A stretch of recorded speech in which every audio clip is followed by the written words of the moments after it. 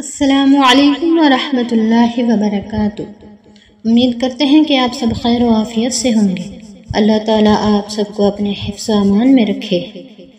کیا وعدہ پورا کرنا واجب ہے؟ واضح رہے کہ اگر کوئی شخص کسی سے کوئی وعدہ کرے اور اس کے دل میں یہ بات ہو کہ میں اسے پورا کروں گا مگر کسی مجبوری کی وجہ سے وہ پورا نہ کر سکتا ہو تو شرعاً اس شخص کو معذور سمجھا جائے گا اور اس پر وعدہ خلافی کا حکم نہیں لگایا جائے گا۔ لیکن اگر شروع ہی سے دل میں ہو کہ اس وعدہ کو پورا نہیں کروں گا تو شرعاً ایسا شخص گناہگار ہوگا اور اس قسم کا وعدہ کرنا نفاق کی علامت ہے۔ حضرت ابو ہریرہ رضی اللہ تعالیٰ عنہ بیان کرتے ہیں کہ رسول اللہ صلی اللہ علیہ وسلم نے ارشاد فرمایا کہ منافق کی 3 علامتیں ہیں، اگرچہ وہ نماز کا پابند ہو یا روزے کا بھی ہو اور مسلمان ہونے کا دعویٰ بھی کرے۔